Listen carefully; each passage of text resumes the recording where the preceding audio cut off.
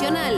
Percepción positiva sobre el presidente Alvarado se dispara tras atención de la pandemia. Estamos en un momento de alzada del presidente que tiene mucha claridad en las medidas. Además, los analistas coinciden en que la expectativa está ahora sobre las soluciones económicas. Este es el momento para estar empezando a hacer las reformas que el país viene demandando, pero ya desde hace muchos años. Además, mejorar la situación económica se convierte en el principal reto para el tercer año de gobierno. Hay una primera ola de tsunami que se llama emergencia sanitaria y atrás viene una ola enorme que se llama recesión. Esto y más en Estado Nacional.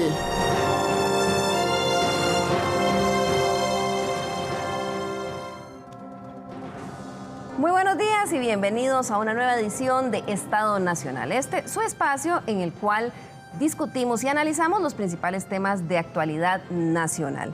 Espero que hoy domingo 3 de mayo esté usted disfrutando en su casa en compañía de los suyos, pero también respetando las medidas de distanciamiento social y restricciones de movilidad mientras seguimos conteniendo la pandemia en Costa Rica. Bien, ¿y de qué vamos a hablar hoy, esta mañana aquí en Estado Nacional?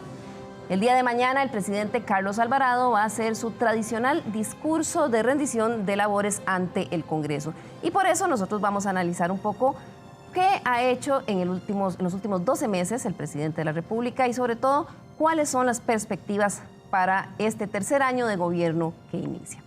Por eso hemos invitado el día de hoy aquí en la Mesa de Estado Nacional a Ronald Alfaro, quien es doctor en Ciencias Políticas de la Universidad de Pittsburgh, es máster en Ciencias Sociales de la Universidad de Columbia y reconocido investigador y del Centro de Investigación y Estudios Políticos de la Universidad de Costa Rica, que por cierto esta semana publicaron los resultados de la última encuesta de opinión pública, ¿verdad, don Ronald? Sí, muchas gracias, Liliana, un placer acompañarlos, a Ilka también que está por acá.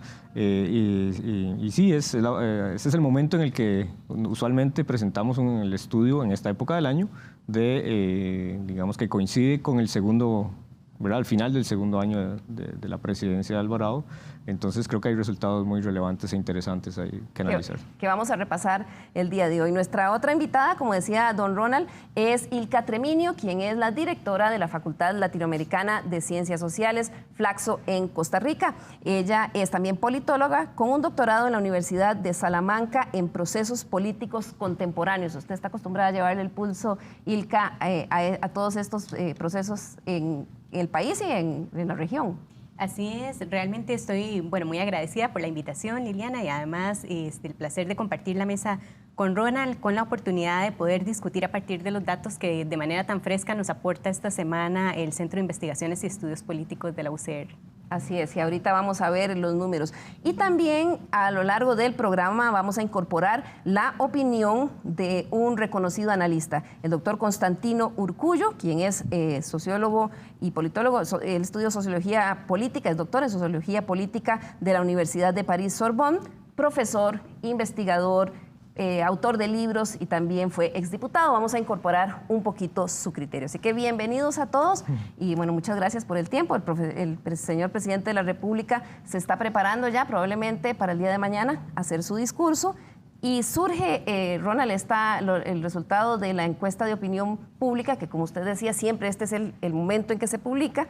Y vamos a ver ahora un pequeño resumen de los principales resultados de esta encuesta que muchos de ustedes leyeron en los principales medios de comunicación, pero que vamos a repasar. El principal hallazgo es el impulso que tiene la percepción positiva del presidente, del gobierno, pero en general de todas las instituciones del país. Veamos. Según la encuesta de CIEP-UCR, el coronavirus se convirtió en el problema número 1 del país, desplazando al desempleo y el costo de la vida como principales preocupaciones de los costarricenses. Estas dos quedaron en segundo y tercer lugar. Es precisamente el manejo sanitario de la amenaza nacional que implica la pandemia lo que disparó la aprobación popular hacia el presidente y el gobierno. En la medición de noviembre, tan solo un 22% calificaba en forma positiva al mandatario Carlos Alvarado. Pero en la encuesta de abril, el apoyo sube a un 65%, dando un giro total a las percepciones negativas que hasta el momento tenía el mandatario. El presidente inicia montado en una ola de popularidad que debería de aprovechar, ¿verdad? Decía Winston Churchill que nunca hay que desperdiciar una buena crisis, y estamos teniendo una enorme crisis, ¿verdad? Pero sobre todo nunca hay que desperdiciar una buena crisis cuando el presidente tiene ese nivel de popularidad. Este es el momento para estar empezando a hacer las reformas que el país viene demandando, pero ya desde hace muchos años. El fenómeno del aumento en popularidad en tiempos de pandemia no es único en el país. Ya algunos estudios, como uno publicado por Statista, muestra que la aprobación de líderes mundiales aumentó en medio de la crisis. Por ejemplo, Boris Johnson en Reino Unido, Conte en Italia, la canciller Merkel en Alemania, Macron en Francia, Sánchez en España e incluso el presidente Trump, aunque él solo ganó un punto. Esto a pesar de que en todos esos países ha habido miles de víctimas mortales.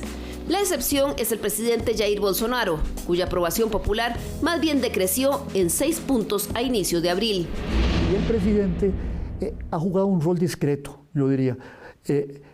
No ha hecho las de Trump, que ha sido dar conferencia de prensa con él como estrella todos los días, ¿verdad? No, el presidente sale de vez en cuando, moderadamente, y deja que quienes toman las decisiones técnicas, sanitarias, sean los que saben del asunto, y los costarricenses han percibido eso. La percepción sobre la gestión del gobierno también dio un giro radical, pues el porcentaje de costarricenses que lo veían en forma positiva pasó de tan solo 19% en noviembre del año pasado a un 76%, con un cambio total en la tendencia mostrada en los últimos meses. El presidente estaba en franca caída.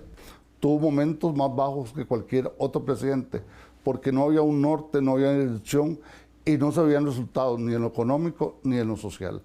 Ese hecho casi llevó al mínimo el presidente, que posiblemente si hubiera seguido, hubiera sido históricamente, de las encuestas hechas, el presidente con menos aceptación.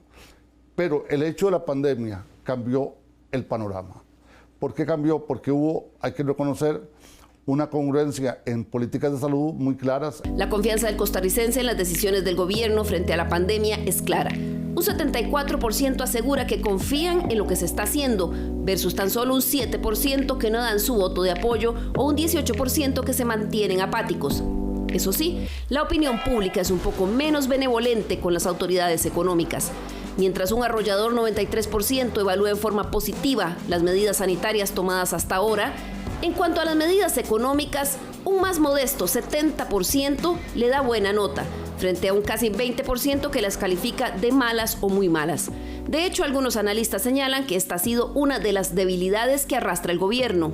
La gestión política sigue siendo su gran debilidad, y lo vimos, por ejemplo, en esta falta de coherencia que se observa a veces entre el equipo económico, el equipo social, donde a veces se contradicen entre ellos en el abordaje de la otra dimensión de la crisis, que es la crisis estrictamente económica y social. La percepción de la gente sobre las instituciones también mejoró considerablemente en la medición realizada post-impacto de la pandemia.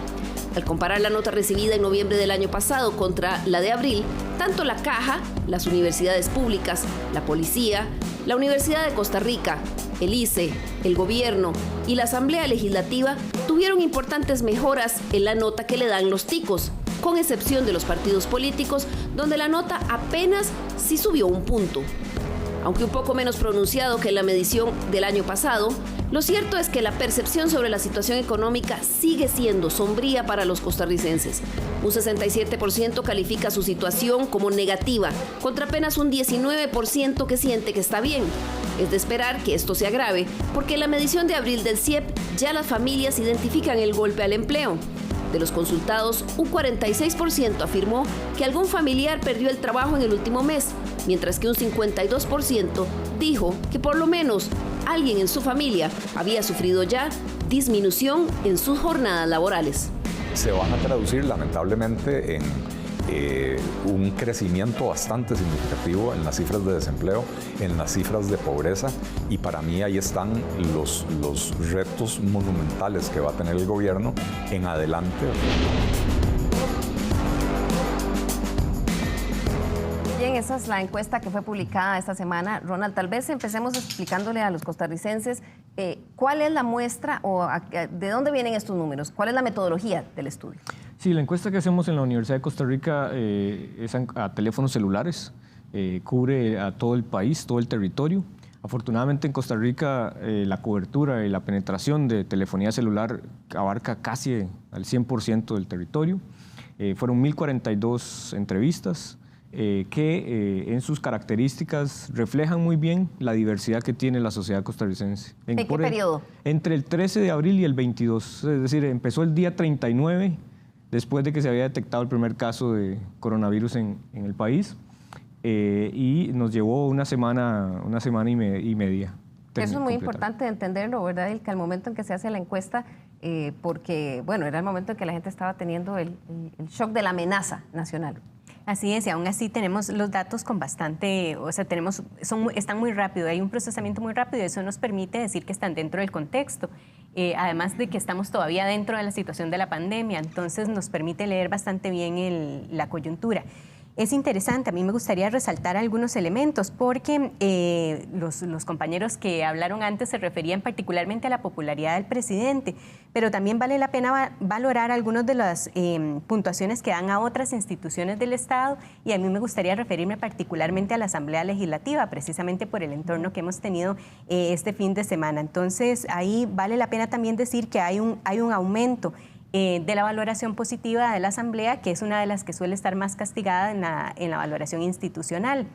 Claro, al subir la puntuación positiva o la popularidad del presidente, es muy posible que eso se refleje en una valoración sistémica positiva, ¿verdad? Y que no sea una cuestión específica, pero es una coyuntura que se puede aprovechar desde la Asamblea Legislativa para colocar iniciativas donde las personas ven que también hay una respuesta de conjunto, del conjunto de las instituciones y de los actores políticos a la situación de la pandemia. Entonces me gustaría también resaltar eso, es un aumento de confianza que le da oxígeno a la Asamblea Legislativa. Que vemos, Ronald, en general, ¿verdad? Estamos viendo aumento de confianza, no solo en la imagen del presidente, del gobierno, sino de todas las instituciones y también en el proceso democrático en el país. Sí, hay una imagen, un crecimiento de la confianza y de la percepción de la gente en términos positivos, que pocas veces se ve, ¿verdad? Porque es muy generalizada, le ocurre al presidente, al gobierno, a las instituciones, a todas ellas, ¿verdad? Incluso lo significativo, ahora en la nota se mencionaba que los partidos solo aumentaron un punto.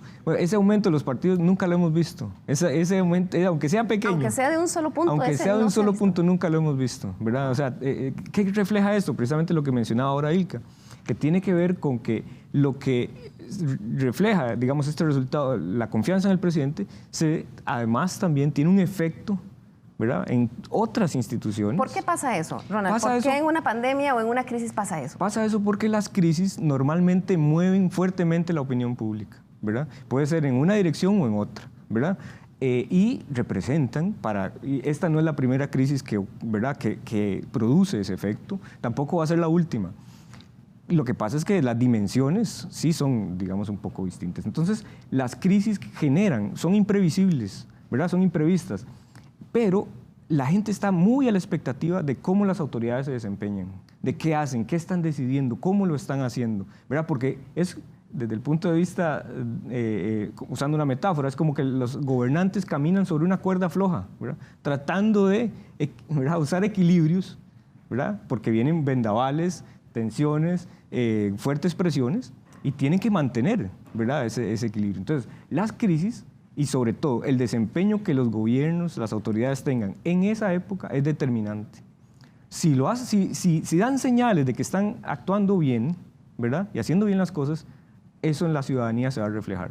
Esto a pesar de que, como decían algunos de los analistas con los que conversamos, estamos viendo en crisis como estas restricciones a las garantías de las personas, a la circulación y demás, y a pesar de eso se da esto. Vamos a ver qué nos dijo Constantino Urcullo sobre específicamente el tema de por qué, del hallazgo del aumento tan importante, tan espectacular que ha tenido la percepción del presidente de la República y de la gestión del gobierno. Veamos su análisis.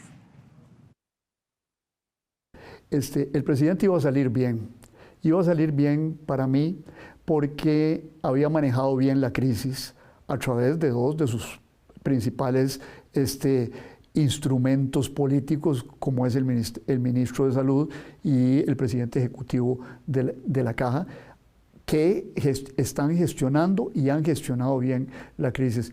Particular atención recibe el ministro de Salud, quien en conjunto con la Caja, tomaron las medidas antes de tiempo, antes de que hubiera un caso en Costa Rica. Usted y yo, Liliana, ya nos estábamos lavando las manos y practicando el distanciamiento social. Por eso el resultado ha sido extraordinario. Una tasa de mortalidad en Costa Rica del 0.8, cuando países como Suecia la tienen en el 12 o el 11. Singapur se reinfectó. Las medidas fueron oportunas, y yo creo que fueron oportunas porque el presidente le hizo caso a un ministro que sabe de su oficio, es epidemiólogo y médico. Además, el presidente de la Caja tiene un doctorado en bioquímica. Poca gente sabe eso. Entonces, yo creo que se tomaron las medidas adecuadas en su momento, y además yo siento también que cuando hay una crisis de esta se produce lo que los norteamericanos llaman el efecto de que todos nos juntamos alrededor de la bandera, ¿verdad? Es decir, lo importante es la unión en torno a ese proyecto conjunto que se llama Costa Rica y que está amenazado por un virus que irrumpe de pronto dramáticamente en todas nuestras vidas. Ilka, esto sin duda es evidente. La gente se ve enfrente de una amenaza, digamos, a la vida, tiene resultados, autoridades de gobierno que, como dice don Constantino, se les deposita la tarea de resguardar la vida y cumplen con su tarea. ¿Cuán sostenible es esto? Porque evidentemente estas crisis, y esto es lo que llaman un cisne negro, ¿verdad? Un evento inesperado con impacto fuera de lo estudiado. Pero ¿cuán sostenible es esto cuando ya en una segunda etapa, como dice él, viene la segunda ola, que es la recesión, y la gente empieza a sentir un impacto económico en su vida, y esperaría tal vez que tenga las mismas efectividad en las medidas de política pública que hubo en el sector sanitario? Bueno, es muy difícil de predecir la posibilidad de que haya una sostenibilidad financiera en el entorno que tenemos, pero tenemos la posibilidad de empezar a hacer estrategias para planificar lo que va a ser un periodo de recesión económica. Yo creo que aquí es fundamental la responsabilidad de las instituciones públicas, el papel de la Asamblea Legislativa. La Asamblea se ha preparado de una manera muy rápida y muy eficiente a afrontar la situación que tenemos. Y vuelvo a este tema porque precisamente nos ha tocado en esta semana hablar sobre Asamblea Legislativa, y por eso quisiera volver a esto. Las diputadas y los diputados han tenido que dejar de sesionar en comisiones y han decidido hacer mesas de trabajo, y es la primera vez que los diputados deciden en mesas de trabajo y sacan adelante los proyectos de ley a partir del consenso. Una Casi figura histórico. Por supuesto, una figura que ni siquiera está reglamentada y que se han puesto de acuerdo y que solamente han salido los proyectos que han logrado esos mecanismos de consenso. Pero vamos a decir que no son pocos proyectos o proyectos no estratégicos, son proyectos importantes. ¿Qué debería seguir ahora después de esta elección del nuevo directorio legislativo? Bueno, una apuesta por proyectos de ley que permitan poner en primer lugar el alivio económico de las familias costarricenses.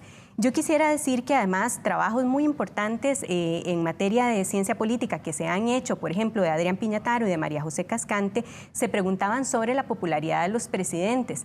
En el caso de Costa Rica, un señalamiento muy interesante que hacían es que el presidente, que ha tenido la popularidad más extraordinaria, porque además es atípica en relación con los demás presidentes, ha sido Óscar Arias, en los dos mandatos, con un mandato muy por encima del otro en términos de popularidad. Y la correlación que hacen es precisamente con las políticas sociales que el presidente estimuló durante sus gobiernos. En primer lugar, lo que tiene que ver con el Banco Hipotecario de la Vivienda, es decir, la posibilidad de que las personas adquirieran créditos baratos para poder tener vivienda, y otras políticas que tienen que ver precisamente con vivienda, y en el segundo periodo con el tema de los subsidios para que las personas no abandonaran el sistema educativo. Pero eso está relacionado con que les lleguen las soluciones a las personas, a la gente. Y que además cómo se refuerza la popularidad de los presidentes, para que esta popularidad no sea una popularidad coyuntural, para que el presidente pueda gozar de esto. Ahora lo que necesitamos es sostenerlo y atarlo ¿con qué? Con políticas que tengan que ver con bienestar social. Y eso está, como le digo, probado en documentos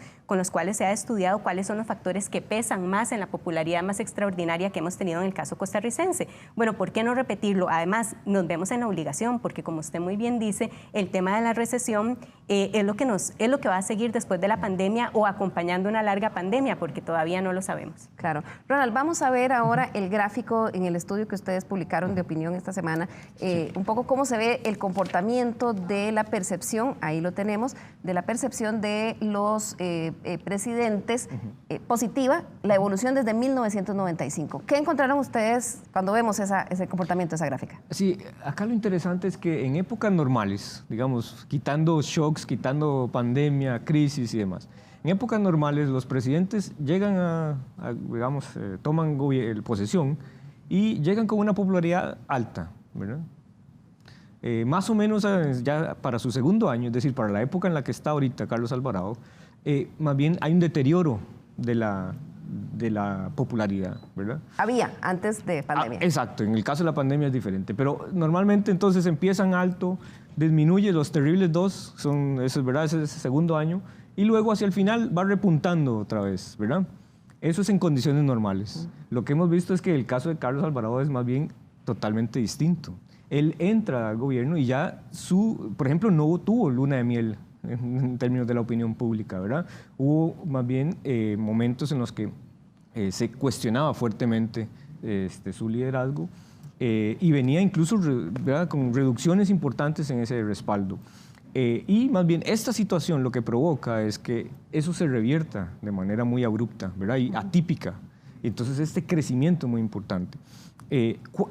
Ahora Ilka lo planteaba, ¿qué tan sostenible puede ser esto? Es difícil de examinarlo, pero lo que sí es cierto es que vamos a poder medirlo, vamos a poder ver esos cambios a lo largo del tiempo, que es precisamente lo que nos ayuda a entender si por ahora la respuesta que se ha dado a la crisis sanitaria, ¿verdad?, va a ser afectada después por cuando tenga que darse la respuesta más económica, ¿verdad?, claro, por los efectos. Tal vez para poner un poquito en contexto y recordarle a los televidentes por qué estaba en un punto tan bajo la percepción del presidente Alvarado antes de llegar a la pandemia. Había una serie de eventos políticos que lo habían puesto. Tal vez usted nos lo resume. Sí, claro, digamos, había entrado en vigencia el plan fiscal, ¿verdad? Y que había sido un proceso muy desgastante, ¿verdad? En ese primer año el gobierno tuvo que poner en discusión un proyecto fuertemente criticado por muchos sectores y además jugarse su poco capital político. Lo poco que tenía de respaldo y de popularidad tuvo que ponerlo sobre la mesa ahí mismo, inmediatamente. Empezando nomás. Empezando nomás. Luego viene, pues sí, ya la implementación del plan y posteriormente le revienta en la cara, digamos, el tema de UPAD, ¿verdad? Claro, y antes del tema de UPAD también estaba el tema de haber aprobado, bueno, de haber impulsado en el Congreso la ley que regulaba las huelgas. La ley que regulaba, sí, que se aprobó, digamos, a finales, principios de este año. Que además también tenía, desde luego, hubo fuertes tensiones alrededor de esto. Haber firmado en diciembre, a finales del año anterior, en el 2018, la norma terapéutica del aborto también. Sí, la norma sí, que es un tema sensible. 2019, perdón. Sí, 2019 es un tema sensible, un tema que polariza la sociedad. Que divide, ¿verdad? Entonces, vea que ese recuento de fenómenos y de situaciones no son poca cosa, ¿verdad? Entonces, y si lo ponemos desde el lado de la popularidad, eso tiene efectos, ¿verdad? Pero claro, viene la crisis, viene el shock del coronavirus y tal vez antes del shock de la pandemia, ¿verdad? Sí. Porque antes, justo en la antesala del shock de la pandemia, estaba enfrentando la situación de la UPAD, que fue una crisis política, Ilka.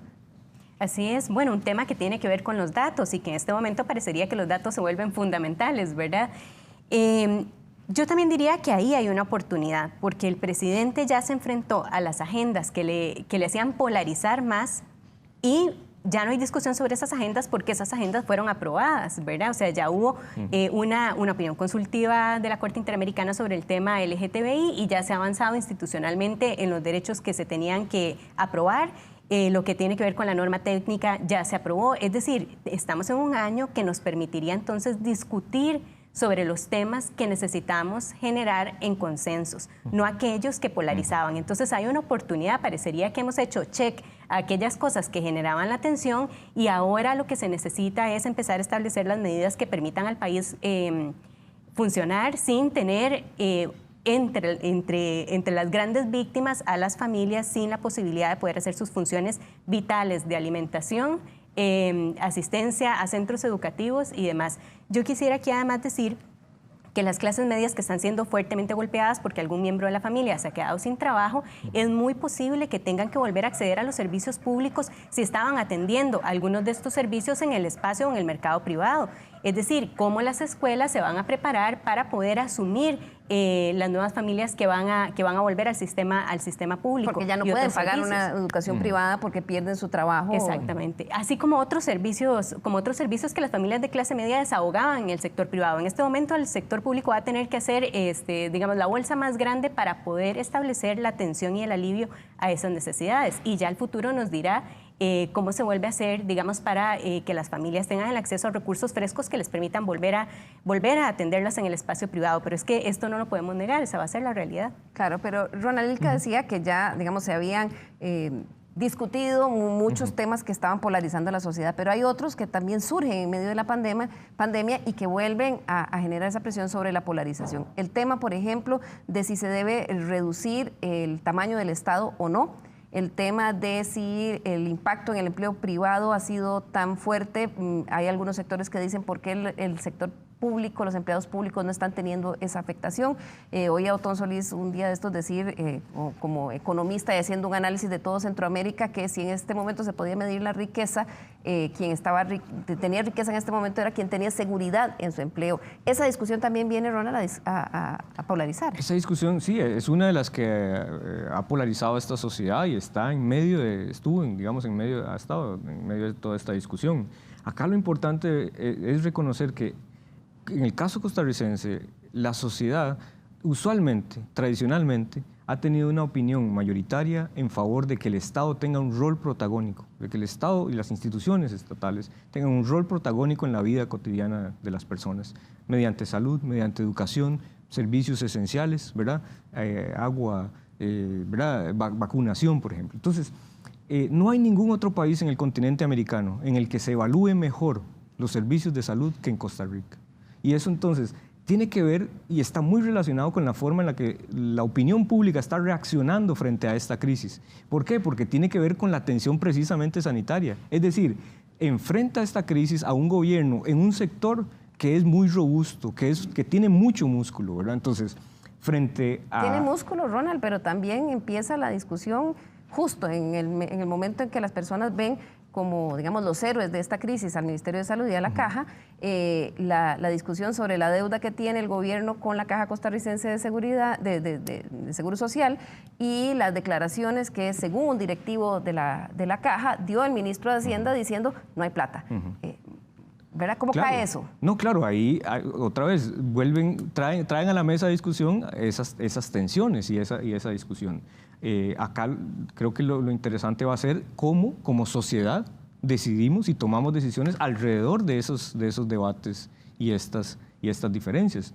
Si cada quien quiere sacar su tajada, digamos, va a ser muy difícil que como sociedad logremos buenos resultados. Pero si logramos tener opiniones y decisiones orientadas en bienestar de la mayor parte de la población y que beneficie a los grandes sectores, pues entonces tenemos que hacerlo de manera conjunta. Si no, si empezamos a tirar los cordones y las cuerdas de un lado o hacia el otro, no vamos a ganar mayor cosa.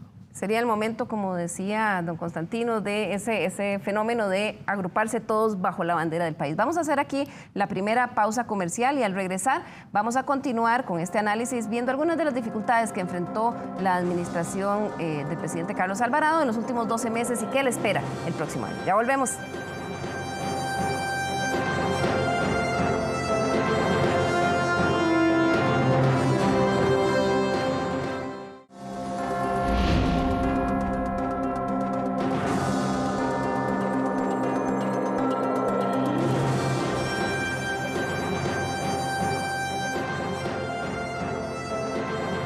Estamos de vuelta aquí en la Mesa de Estado Nacional, hoy domingo 3 de mayo, haciendo un análisis de cuál ha sido la gestión del presidente Carlos Alvarado durante los últimos 12 meses, pero sobre todo, qué le espera en la gestión de su tercer año, que arranca mañana, una vez que presente su informe de labores.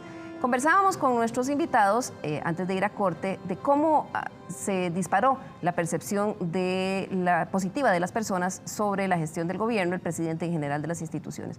Pero veamos de momento un poco cuál era el contexto en el cual llegó el presidente al mes de marzo, cuál era el bagaje que traía. Constantino Urcullo nos hace un pequeño resumen.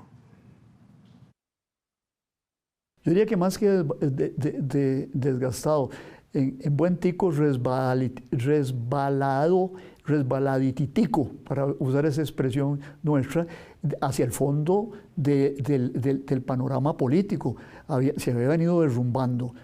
El tema de la reforma fiscal lo desgastó, ganó esa batalla, pero en esa batalla se desgastó. Muchas salidas de ministros importantes en relaciones exteriores, en presidencia, y luego estalló el escándalo de la UPAD, unidad de esta recolección de datos de la Casa Presidencial, y eso motivó algo espectacular, que fue la Fiscalía allanando la Casa Presidencial. Yo diría que si se hubiera hecho la encuesta esta en ese momento, el presidente hubiera salido con un menos 80, ¿verdad? Para ponerlo claramente. Bueno, pero en eso le apareció un salvavidas, que él no lo buscó, ni creo que lo mal utilizó, que fue el coronavirus. Y entonces, ante el coronavirus, el tema de la UPAD palidece. Y se extingue y se difumina, y entonces lo importante no es lo que hizo el kinder de chiquillos en Casa Presidencial, sino lo importante es cómo protegemos las vidas de los costarricenses. Y el presidente demostró, junto con su ministro y su presidente ejecutivo de la Caja, que la labor que se le había encargado, que era la protección de la población, la estaba cumpliendo bien, y ahí está el resultado. Pero si no, yo creo que estaría en medio todavía de la crisis de la UPAD, investigaciones, fiscalía, etc. Eso desapareció del terreno mediático, y hoy la gente ya no habla de reforma fiscal, no habla de la UPAD, no habla del ministro de Relaciones que dijo la frase equivocada, sino lo que está hablando es cómo protegemos nuestra existencia. Ese es el tema fundamental en la vida política costarricense.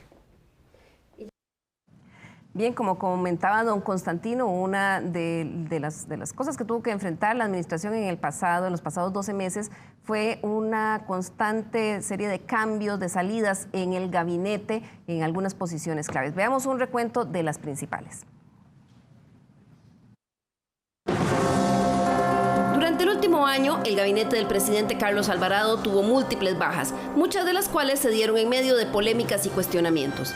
Apenas iniciaba su segundo año cuando la ministra de Coordinación Económica, Edna Camacho, anunció su salida para asumir la representación del país ante el Banco Interamericano de Desarrollo Económico, BID, en Washington. Su salida coincidió en momentos en que se daba una investigación a la empresa Aldesa, de la cual es presidente su esposo Javier Chávez. Para el mes de julio se dieron dos renuncias. Primero la del ministro de Educación, Edgar Mora, producto del desgaste sufrido por el conflicto con agrupaciones sindicales tras una huelga de más de 80 días y con señalamientos por las carencias en infraestructura, las pruebas FARO y hasta la instauración de baños neutros en centros educativos. El mismo mes se fue también su ministro de la Presidencia e ícono de la alianza con el que el presidente impulsó su éxito en las elecciones, Rodolfo Pisa, quien tras varios anuncios de que se iría, renunció para ocupar un cargo en la Organización de Estados Americanos. En septiembre fue el ministro de Trabajo, Steven Núñez, quien se vio obligado a renunciar tras un accidente en el que perdió la vida un oficial de tránsito al que habían solicitado lo escoltara para llegar a tiempo a una actividad oficial en Limón. Y quizás una de las salidas más sensibles fue la de Rocío Aguilar, ministra de Hacienda y funcionaria clave en proyectos de contención del gasto y la aprobación de la Ley de Fortalecimiento de las Finanzas Públicas. Ella presentó su renuncia tras conocer que la Contraloría había recomendado al presidente sancionarla por 30 días por hacer frente, sin contar con contenido presupuestario, a un hueco de 600.000 millones dejado por la administración anterior. En enero fue el canciller Manuel Ventura quien presentó su dimisión, y aunque dentro de las razones se mencionó como causa el desgaste que representa un cargo que exige múltiples viajes, fue nombrado en Washington como representante ante la OEA. Un mes después tuvo que dimitir también Marcia González, ministra de Justicia, en medio de un escándalo después de que el medio ameliarueda.com diera a conocer que la funcionaria estaba morosa en el pago de impuestos de las casas de lujo, y ella quisiera desmentirlo con recibos de pago de fechas posteriores. El último de los movimientos fue el de Víctor Morales, quien había sustituido a Rodolfo Pisa en el Ministerio de la Presidencia. Su salida se dio en pleno escándalo por la publicación y posterior derogación del decreto de creación de la Unidad Presidencial de Análisis de Datos, UPAD. Los movimientos también han sido frecuentes en los viceministerios. En los últimos 12 meses, 8 viceministros renunciaron. Algunos de ellos, como la de Educación y de Relaciones Exteriores, se fueron cuando sus ministros presentaron la renuncia o cuando hubo cambios de jerarca, como pasó en Hacienda al llegar el ministro Rodrigo Chávez. Otras salidas se dieron en medios de cuestionamientos, como el caso de Novia Costa en Hacienda y Fabián Mora en Justicia. Además, el escándalo de la UPAD generó también la dimisión de 2 viceministros, Daniel Soto en Planificación y Juan Alfaro en Hacienda. Precisamente el caso UPAD, que derivó en una investigación judicial que generó incluso el allanamiento en Casa Presidencial, también generó un remesón en Presidencia. Además del ministro Morales y los 2 viceministros involucrados, también el escándalo generó las renuncias de Félix Sánchez, jefa de despacho presidencial, Luis Eduardo Salazar, asesor legal de la presidencia, el coordinador de la desaparecida unidad, Diego Fernández, y 2 de sus asesores, Alejandro Madrigal y Andrés Villalobos.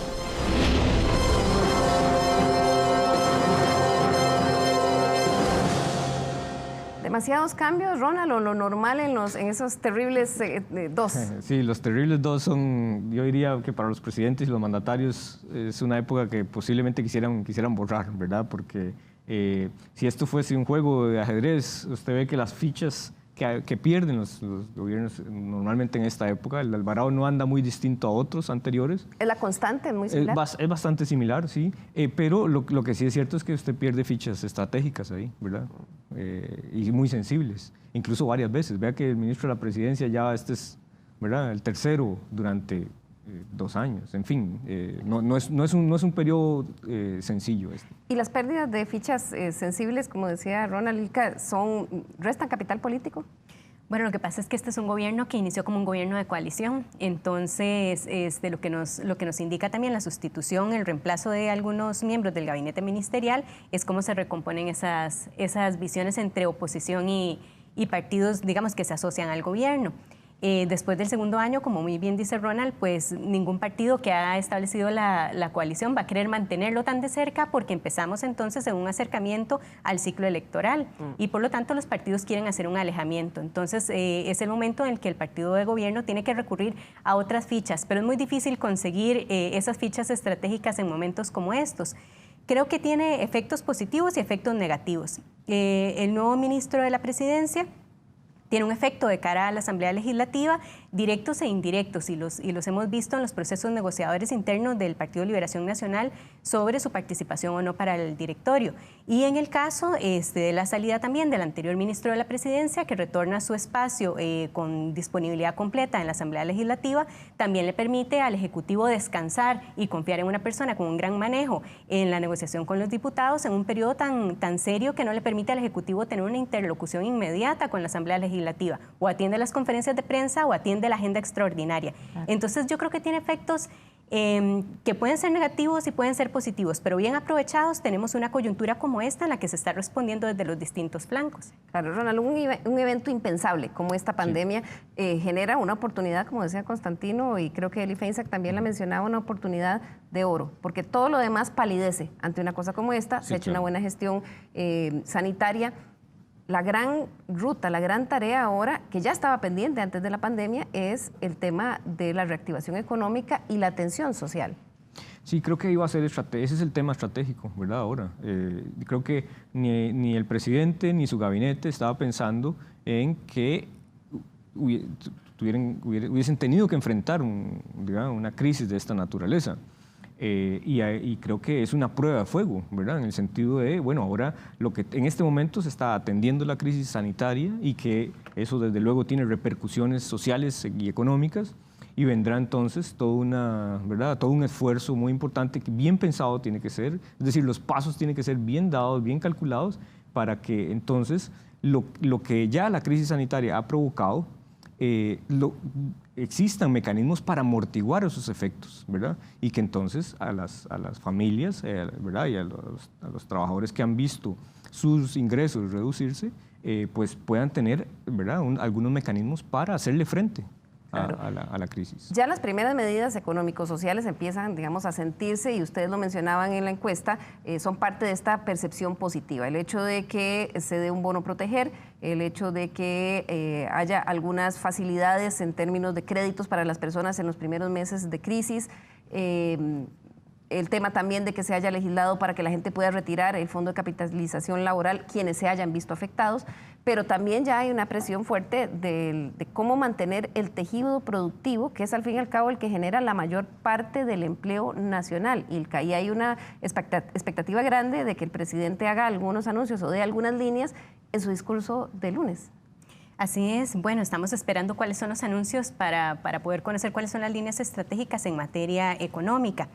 A mí me parece que en estas líneas de conjunto que las instituciones han tomado y donde el tema económico es central, una que no hemos visto todavía brillar tiene que ver con cómo el gobierno muestra hacia el exterior la magnífica gestión de la situación que han hecho a nivel de contención del contagio y además de atención de los pacientes con una muy baja mortalidad, como señalaba don Constantino, pero además teniendo la posibilidad de atender una población contagiada con los mejores servicios de seguridad y atención de seguridad social. Y esto lo digo porque a mí me parece que es fundamental el papel de la Cancillería en llevar el liderazgo de Costa Rica en el entorno latinoamericano y cómo eso se proyecta a las instituciones y a los organismos internacionales para poder recuperar la mirada y con eso algún poco del alivio económico en el acceso. Más y mejor, decís, Ilka. Por supuesto, y además creo que estamos en la posición de llevar un liderazgo en el entorno de los países. Si nosotros vemos lo que ha pasado en América Latina, pues tenemos algunas situaciones que son lamentables, ¿verdad? Hay reportes que llenan de dolor porque estamos hablando de una situación de humanidad. Son nuestras familias, son nuestros entornos. Y la manera en la que Costa Rica lo ha manejado sirve para mostrar no solamente que estamos a la altura en materia de salud de los países desarrollados y que tenemos una cartera ministerial que está atendiendo esta situación de manera excelente, sino ahora cómo eso nos posiciona en el entorno internacional. Y ahí yo creo que es clave, porque eso también tiene que ver con buscar créditos baratos, con llevar el liderazgo, con atraer estrategias que nos permitan algún tipo de alivio económico en el entorno de la región. Ya han habido algunas. Esta semana hubo el anuncio de que el Fondo Monetario Internacional aprobó este crédito de más de 500 millones de dólares, que además permite otros 300 millones de dólares, pero que entiendo, Ronald, que también tendrá sus condiciones. Es decir, el Fondo Monetario Internacional ya está hablando de tomar medidas de contención de gasto, o sea, hay cosas asociadas. Sí, eso era lo que me refería hace un rato, cuando en esta situación hay que manejar y caminar por esa cuerda floja con un precipicio gigantesco y entonces tener esos equilibrios, ¿verdad? Porque si bien, como señala Ilka ahora, hemos hecho bien la tarea en ese sentido, tenemos que también tratar de que eso nos lleve a que las políticas y decisiones que se tomen en materia social, económica, logren capitalizar, ¿verdad? Este tema más sanitario. Pero yo creo que aquí hay algo que los costarricenses tenemos muy claro. Este es un país de larga tradición democrática y que cree en las instituciones y en la democracia y que además ha visto a la democracia como una zona segura. Es un refugio en el momento en el que hay fuertes, ¿verdad? Una fuerte tormenta. Y eso hace una gran diferencia, porque entonces las autoridades y las decisiones que van a ser implementadas en estos días y en el mediano plazo, que vayan a tener un respaldo popular, va a ser determinante. Claro. No sería igual si además de una crisis económica, el tema sanitario, y si además tenemos una inestabilidad política, esa sería la combinación perfecta para el caos. Así es. Claro, que puede llevar a la confrontación social, ¿verdad? Si no se entiende su magnitud. Bueno, como ha sucedido también en países europeos, el mismo caso de Italia, pero yo quisiera también, con esto que decía Ronald, señalar, en el entorno de los países tenemos presidentes que han ido por la vía autoritaria y presidentes que han ido por la vía negligente, y nosotros, sin embargo, hemos tenido una atención de gran responsabilidad. Entonces, como decía Ronald, si no capitalizamos esto, nuestras posibilidades de conseguir acceso a recursos y financiamiento en el entorno de las naciones va a ser todavía más difícil. Ese liderazgo hay que mostrarlo y hay que empezar en este momento a hacer ese tipo de acciones estratégicas. Invertirle tiempo y estrategia. Un último tema importante de la encuesta, Ronald Ilka. Veíamos que cuando se les pregunta a las personas sobre su situación económica, la de su familia, siguen pensando que está mal. pero cuando uno lo compara con la medición de noviembre, está menos negativo. ¿No han entendido todavía los costarricenses la magnitud de la crisis que vamos a enfrentar, sobre todo cuando uno ve los anuncios del Banco Central, o es por el momento en que se hizo la medición? Bueno, tiene que ver ciertamente con el momento. En esta situación, la percepción es la que cuenta, y en estas circunstancias lo que hay en el centro de la atención es en buena medida lo sanitario, digamos, ¿verdad? Y vean qué curioso que cuando nosotros le preguntamos a la gente cuál de los efectos negativos que usted ve en este tema, de qué tipo de cosas se le vienen a la mente. Habla de la economía, del desempleo, pero también menciona cosas como la muerte, por ejemplo, ¿verdad? Entonces es un tema, digamos, de sobrevivencia, claro, hay un temor ahí. Pero también cuando le preguntamos por los efectos positivos, ahí la gente habla de esperanza, de unión, digamos, de familia, de solidaridad, que son... Dios, familia... Exacto, que son aspectos claves en una situación en la que enfrentamos una crisis, ¿verdad?, que permiten tener unos salvavidas, ¿verdad?, y tener algunos pilares de donde agarrarse en caso de, y poder, digamos, ir saliendo de esta situación. Entonces creo que la gente no es que no esté viendo la economía, sí la está viendo, porque la sigue calificando como de manera muy negativa. Pero menos negativa que hace 6 meses. Claro, pero es que le ha desplazado, la atención se la ha desplazado totalmente el tema de la, ¿verdad?, de la pandemia. Entonces, inmediato, pero Ilka, entonces quiere decir que esa factura probablemente salga pronto. Sí, porque sigue siendo el segundo y el tercer problema principal del país. Entonces, bueno, el desempleo, por supuesto que ahora se va a disparar muchísimo más de lo que ya teníamos. Y, bueno, diciendo que además lo que hemos tenido siempre es un desempleo muy marcado por desempleo juvenil. Entonces, bueno, con la fuerza del recurso humano mejor preparada, con más energía y con más talento en situación de desempleo, pues la situación económica no pinta muy bien. Pero bueno, hay que tomar medidas, hay que tomar acciones. Es importante también visualizar en esto, y lo hemos venido enfatizando, el papel del desempleo femenino, ¿verdad? O sea, las mujeres que son cabeza de hogar, hogares que son jefeados por ellas y que por lo tanto son el principal sustento. Tenemos que pensar entonces también políticas afirmativas que nos permitan ir a aquellas poblaciones vulnerables y a aquellos sectores que de alguna manera se les puede equiparar un poco sus condiciones también, integrando en esto una visión de género que es muy, muy importante. La interacción, Ronald, del gobierno con el sector privado. En medio de esta pandemia, ¿ha mejorado? ¿Se ha unido? ¿Ha tendido puentes? Creo que han estado buscando formas de adaptarse a esta situación.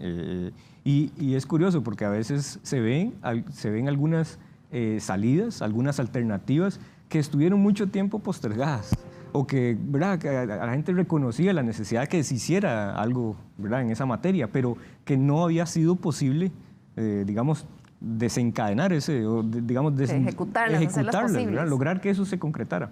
Y va a requerir de acciones concertadas entre el gobierno, el sector privado, ¿verdad?, instituciones públicas. Es poner todo ese talento, todos esos esfuerzos y esa energía en función, digamos, de un proyecto colectivo, ¿verdad?, que nos toca afrontar. Nadie lo diseñó, nadie dijo, bueno, que esto ocurra así.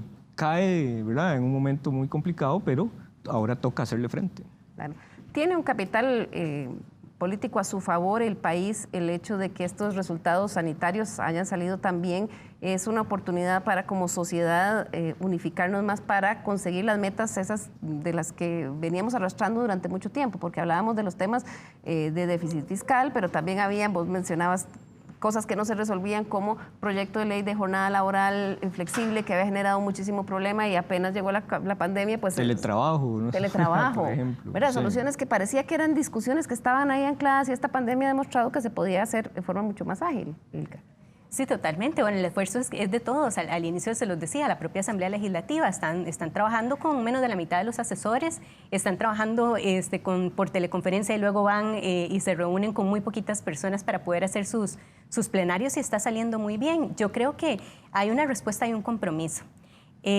Pero que se requieren medidas. Otra de las medidas que a mí me parece muy importante, ahora que ustedes lo señalan con el tema del teletrabajo, es cómo podemos hacer una conciliación familiar, especialmente en el caso de las mujeres que han tenido la suerte en este momento de conservar sus trabajos, se ven en la situación de que tienen que trabajar al mismo tiempo que tienen que atender a 3 niños, a alguna persona adulta mayor, a otros miembros de la familia que tal vez no comparten democráticamente las responsabilidades del trabajo. Al mismo tiempo, todas las bolas jugando. Pero las leyes no son capaces capaces de observar eso, y no se trata de una cosa caprichosa o de ceder demasiada flexibilidad laboral. La realidad es que a veces es muy difícil concentrarse en el trabajo profesional, en el desempeño profesional, cuando se tiene que lidiar con la máxima responsabilidad a lo interno de las casas. Y esto tenemos entonces que estimularlo a partir de leyes que nos permitan una mayor corresponsabilidad, que son los siguientes pasos que yo creo que esto nos arroja. Muchas otras cosas, pero a mí me gustaría destacar esa en términos también del papel de las mujeres en cómo hemos llevado el tema del COVID.